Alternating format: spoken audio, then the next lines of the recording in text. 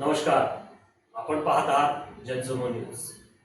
आज शाळेचा गणवेश देण्याबाबत प्रशासनाच्या वतीने करण्यात आलेला हा मोठा लवाजमा आज थंडबस्त्यात पडला असल्याचे चित्र आज शाळेतल्या परिस्थितीतून पाहावयास मिळतं.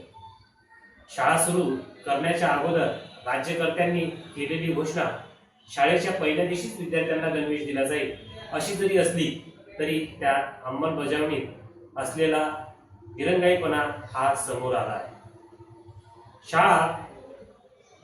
शाळा आणि शाळेचा गणवेश व पुस्तके याबाबत सत्ताधाऱ्यांनी केलेली घोषणा ही आजच्या स्थितीला कितपत अंमलबजावणी झालेली आहे याबाबत शाळा व्यवस्थापन समित्या आणि पालक वर्गामध्ये असलेलं संतप्त वातावरण अनुभवास मिळत आहे.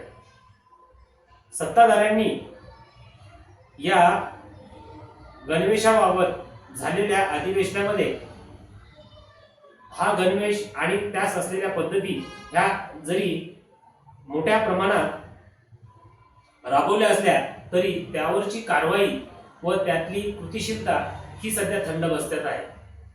त्यामुळे होऊ घातलेल्या 15 ऑगस्टच्या अगोदर तरी विद्यार्थ्यांना गणवेश मिळेल का नाही यावर मोठी साशंकता निर्माण झाली आहे. तरी गणवेशाबाबत पालक वर्गात नाराजीचे वातावरण आहे.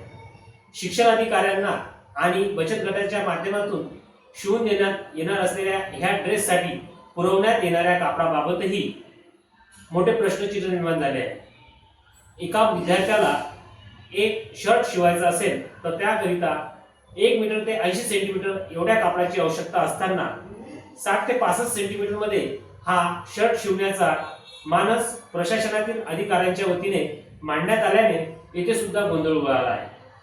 बचत गटाच्या माध्यमातून महिलांना या गणवेशातून रोजगार मिळणे हे वाजवी आहे, परंतु शाळा सुरू होणार व त्या अगोदर प्रशासनाचे काय नियोजन असावे याबाबत प्रशासनाकडून झालेली अंमलबजावणी आणि आजवरची झालेली कारवाई पाहता गणवेशाचे 3:13 वाजले आहेत. अद्यापही विद्यार्थ्यांना गणवेश मिळाले नसून शिक्षण विभागातील अधिकाऱ्यांशी याबाबत चर्चा केली असता सदर गणवेश हे लवकरात लवकर देण्यासाठी प्रशासन तयार असून मुख्याध्यापकांनी यावर कार्यपद्धती अवलंबण्याचे काम सुरू केले असल्याचे सांगण्यात येत आहे. परंतु हा प्रकार नक्कीच गैर असून विद्यार्थ्यांच्या भावनांशी खेळल्याचा प्रकार दिसून येतो. तरी प्रशासनाने शालेय विद्यार्थ्यांच्या गणवेशाबाबत उदासीनता दर्शविल्याने त्याचा परिणाम नक्कीच होईल यात दुमत नाही. जनसमूह न्यूज, शेगाव.